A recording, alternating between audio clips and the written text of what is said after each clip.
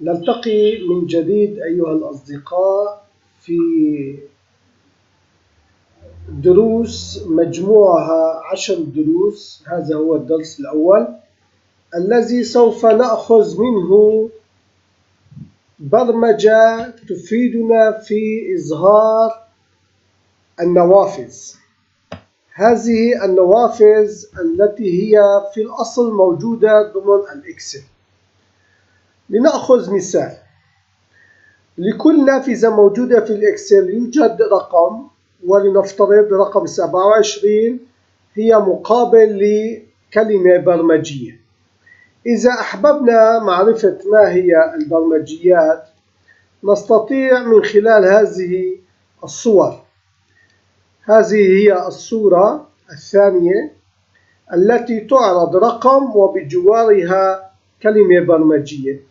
هذه الكلمة عندما نضعها في مكان معين للإظهار تظهر لنا النافذة الخاصة بالصورة بالإكسل.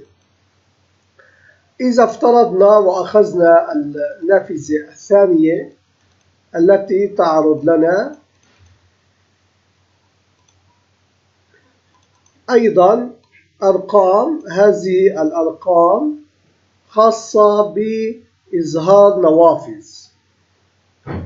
الموضوع سهل ومفيد جدا للمبرمجين الذين يريدون التحكم بكل ميزات الإكسل. السطل البرمجي موجود وهو ضمن زر. هذا الزر موجود هنا.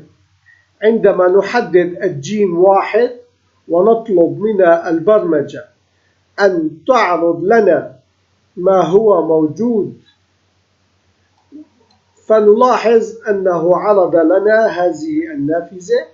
نضغط بالإغلاق، عرض النافذة الثانية والنافذة الثالثة، ونحن نلاحظ أننا حصلنا على عدة نوافذ في هذا الدرس، على 8 نوافذ. كيف تمت البرمجة؟ لنشرح الأسطر. أننا تم تحديد الخلية، ثم تم تحديد متغير الذي هو أخذ ما هو موجود ضمن الخلية، وبدأنا بكتابة الحلقة التي تقول أنها تبدأ من 1 إلى 8 على عدد الأرقام الموجودة لدينا. وعملية إظهار النموذج أو النافذة هي هذا السطر Application Dialog I هي الرقم نقطة شو. فإذا الآي عندما نضع 27 فإذا يعرض لدينا 27. السطر الباقي التالي هو النزول خطوة إلى الأسفل، وثم إعادة إعطاء للمتغير I ما هو موجود في الخلية التي تم تحديدها حديثا.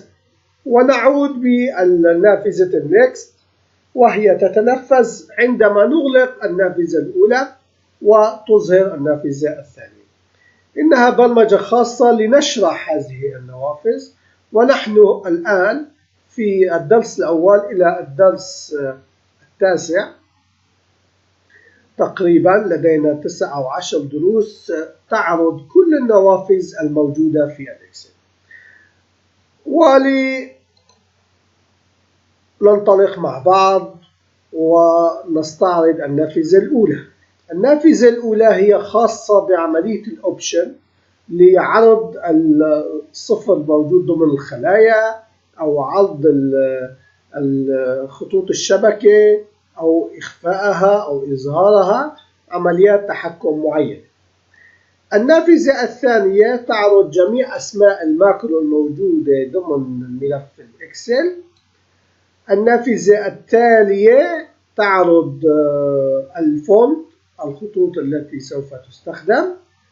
النافذة التالية تعرض ما هي تحكمات الطباعة، ما هو السطر أو العمود الذي نريد أن يتكرر في الطباعة.